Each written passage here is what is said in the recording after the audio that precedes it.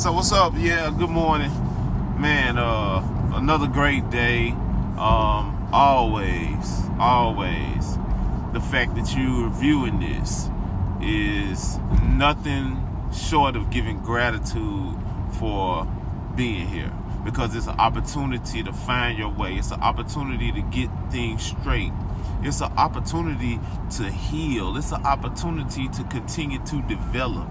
And so just want to real briefly and quickly just talk about the place that we're in right now, and the fact that I'm doing healing. I'm doing self-healing. I'm doing self-care, and I'm loving myself more to heal emotionally.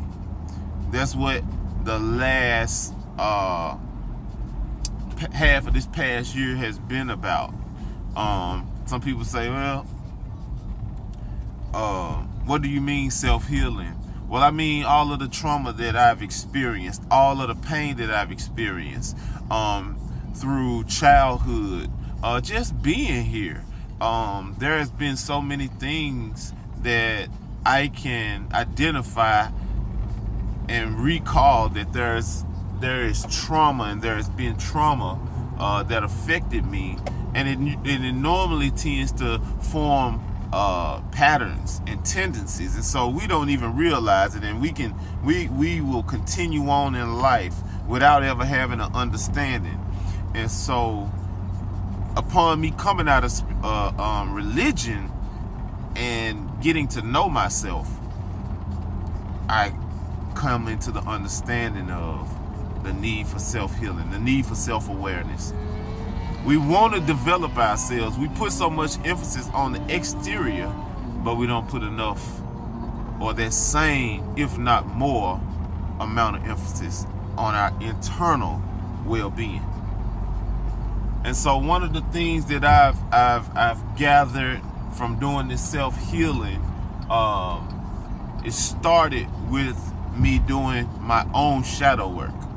We all have what is called the dark night of the soul, and that's basically the hero that we formed and created due to all of the compartmentalized pain and trauma that we've experienced.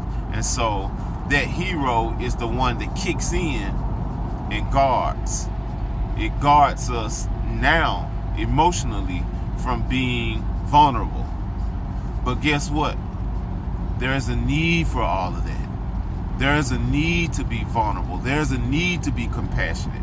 There is a need to have that heart consciousness to where we can connect with one another. And so one of the most important things you can do for yourself, starting today, is to begin a self-healing journey, to begin a self-love, greater appreciation. Love on yourself. Do something for yourself today. Whatever it may be, but do something that will bring peace of mind. Do something that will bring smiles and positive emotional energy.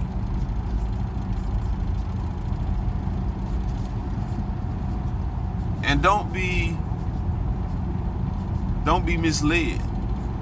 Don't be confused into thinking, nah, that's something that ain't nothing that I should do. Because that would be your ego trying to keep you from knowing yourself. Ask yourself, what do you like? Ask yourself what's important to you. Whether you have to jot these things down, make a list about it, it will become clear the areas that you should focus on first. Are there any triggers? And what I mean by triggers is, sometimes because we've experienced all of this trauma and pain growing up, being in different relationships through adulthood, there are certain things that can be done to us or said that trigger us going either to 100 or us folding all the way back down and going to 0. And of course, when you go to 0, then it means possibly no communication or a lack of communication, because you've been hurt in some form. And as everything that you experienced as a child, from your parents to your grandparents to your siblings to friends to other family members, if there was ever a traumatic experience that you had in those formative years, guess what? That reactive, your response that you had during that experience has been subconsciously locked within you.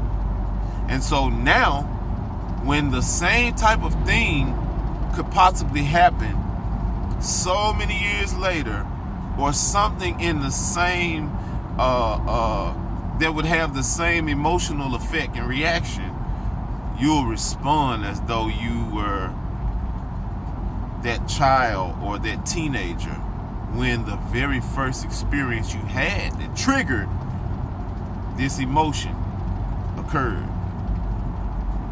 Now, you could be in your 50s, you could be in your 40s, you could be in your 30s, you may be in your 20s. But to respond and react to a situation based on something that you had no knowledge of, or you did not understand. See, when we are young and when we're children and when we're immature, we react and we respond to things in ways that may not be the best way to react and respond. And so if your very first reaction or response to something that occurred to you that was very painful and traumatic, if you still think about it, if you still are locked subconsciously into that frame of thinking, then you're responding as though you're the old you.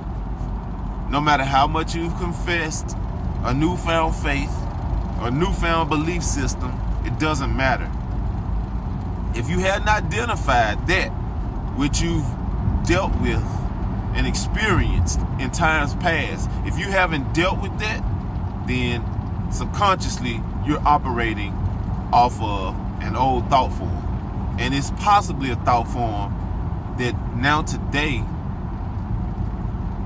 you wouldn't have anything to do with. So I just want to encourage you, get to know yourself. Start loving on yourself. Take care of yourself. Who else will take care of you better than yourself? I won't rely on no one else to take care of me like I'm going to take care of myself.